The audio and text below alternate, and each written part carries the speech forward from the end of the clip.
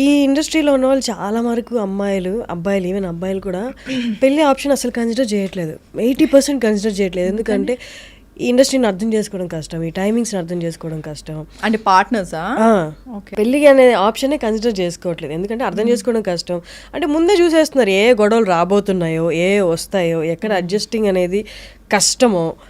So ఎందుకు అంత దూరం వెళ్ళి ఇక్కడి నుంచి కనిపిస్తున్నప్పుడు అంత గొడవలు అన్నప్పుడు వెళ్ళి అడ్జస్ట్ అయ్యి మనల్ని బాధ పెట్టుకుని వాళ్ళని బాధ పెట్టుకోవడం ఎందుకని కన్సిడర్ చేసుకోవట్లేదు.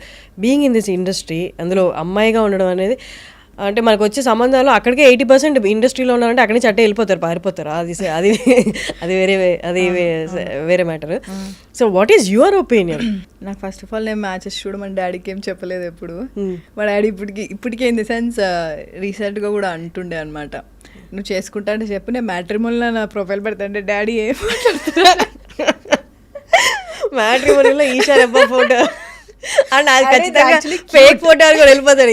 Heroine photo exactly fake photo heroine photo ఎందుకంటే అంటే మా డాడీ చాలా క్యూట్గా ఏముంది చెప్పు నేను మ్యాట్రిమోనీలో పెడతాను, మనకు తెలిసిన వాళ్ళు చాలా మంది ఉంటారు. డాడీ వరంగల్ నుంచి అనమాట, పెడతా నేను మా తెలిసిన ఫ్రెండ్స్కి చెప్తా నేనంటే సరే ఓకే డాడీ చాలా క్యూట్గా ఉంది మీరు చెప్తుంటే, కానీ వర్కౌట్ అవ్వదు అట్లా కష్టం. అంటే మరి ఇప్పుడు అంటే యాక్చువల్లీ ఇండస్ట్రీ చాలా నేర్పిస్తుంది. బికాజ్ నువ్వు వేరే జాబ్ అనుకో, నువ్వు 10 years ఒక జాబ్ చేసావనుకో, నువ్వు సేమ్ అట్మాస్ఫియర్ ఉంటుంది every day, you meet the same people, వాళ్ళే మనతో పాటు ఏజ్ అవుతూ ఉంటారు, వాళ్ళే మనకి మంచి ఫ్యామిలీ ఫ్రెండ్స్ అవుతారు, అందరు అవుతారు, తర్వాత రిలేటివ్స్ అవుతారు, అన్నీ అవుతారు. వెరాజ్ అంటే ప్రాబ్లీ వేరే వేరే ప్రొఫెషన్స్లో కూడా డిఫరెంట్ ఉంటుంది. బట్ నాకు ఇక్కడ ఏంటి అంటే ఇప్పుడు నువ్వు ఈరోజు నన్ను ఇంటర్వ్యూ చేస్తావు, మళ్ళీ వేరే వాళ్ళని చేస్తావు. సో నువ్వు you meet different kinds of people, different kinds of you do different kinds of projects, you meet different kinds of people, mentalities, everything, characters, everything. So అదేమవుతుందంటే నువ్వు అందరిని ఇట్లా ఏదో ఒక బుక్ చదివినట్టు ఉంటుంది. అంటే అట్లీస్ట్ కొంచెం మన ఒక 50% నీకు అర్థమవుతుంది, నీకు ఒక అంటే క్లారిటీ అయితే వస్తుంది నీకు. సో ఇప్పుడు నాకు ఇప్పుడు ఎలా ఉంటుందంటే, ఒకప్పుడు నేను కూడా అంటే ఎవరన్నా నేను చాలా తొందరగా నమ్మేస్తాను. నేను అలా డబ్బులు కూడా మోసపోయాను అంటే లాంగ్ బ్యాక్, లైక్ లాక్డౌన్కి ముందు.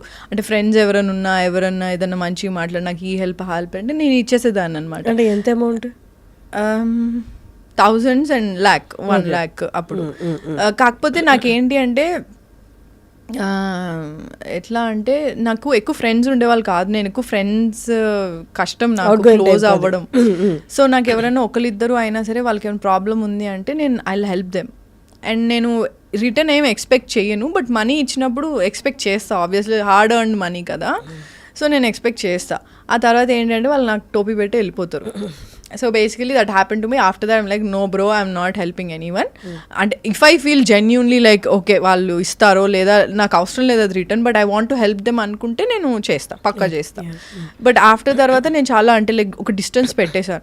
నా వరకు నేను అంత ఈజీగా ఎవరితో క్లోజ్ అవ్వను. Very rarely I become close to people. Like actual నా రియల్ సెల్ఫ్ని చూసేది ఓన్లీ నా ఫ్యామిలీకి తెలుసు and my few of my closest friends.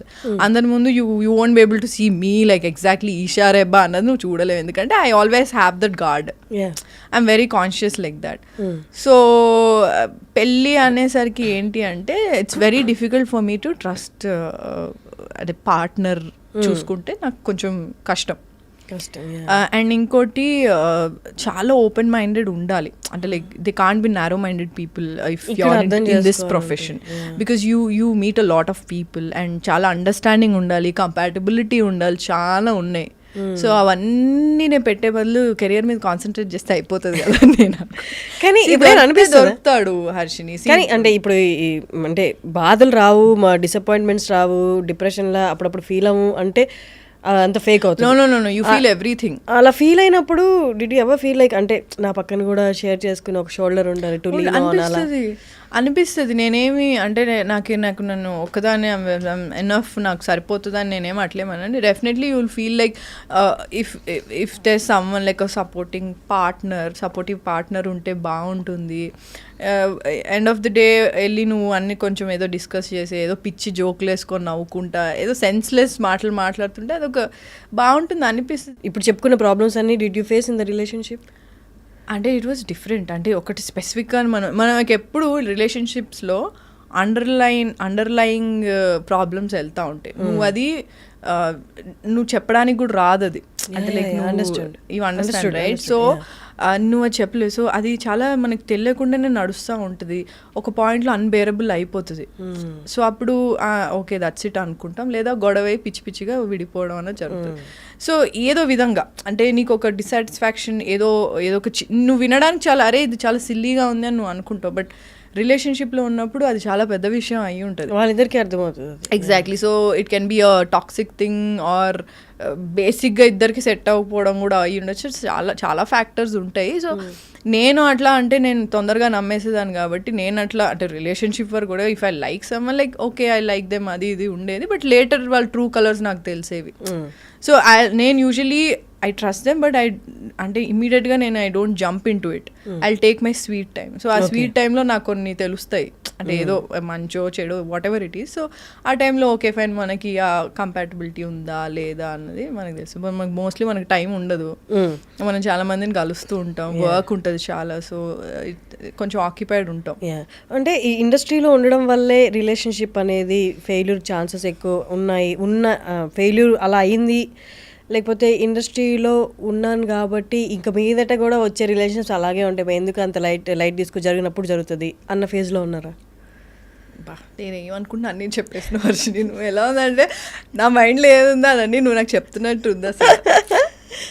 నిజంగా నాకు అలాగే అనిపించింది. అంటే నేను ఫేక్ చేయలేను, నేను నిజంగానే ఫేక్ చేయలేను. నాకు ఇప్పటికీ కూడా ఎప్పుడన్నా బయటకు వెళ్ళినప్పుడు ఎవరన్నా గుర్తుపట్టి నా దగ్గరకు వచ్చి నేను చాలా అన్కంఫర్టబుల్ అయిపోతా.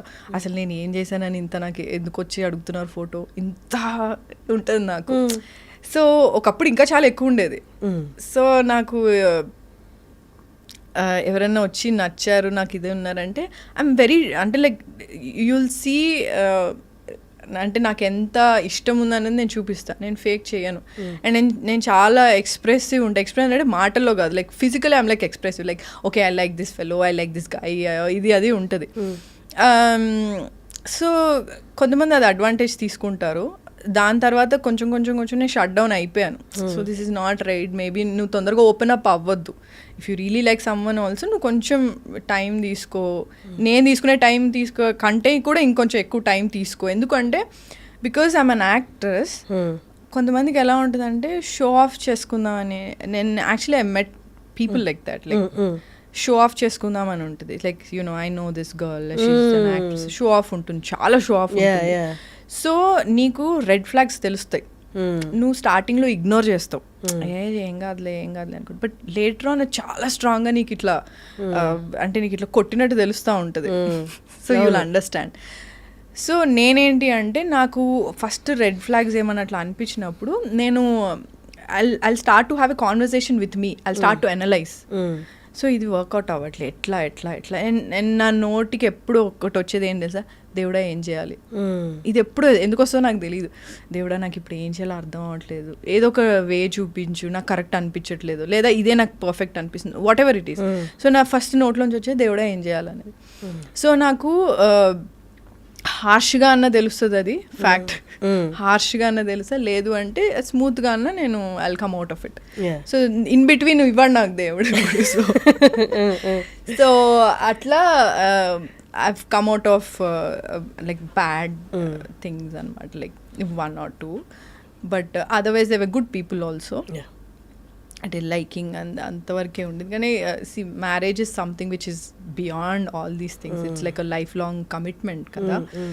సో నాకే పెళ్ళి అంటే కొంచెం ఫియర్ చాలా ఉండింది, ఎందుకో తెలీదు. But I have this fear. పెళ్ళి అంటేనే పెళ్ళి అనగానే ఒక ఫియర్ స్టార్ట్ అవుతుంది. అరవింద సమేతలో ఈషా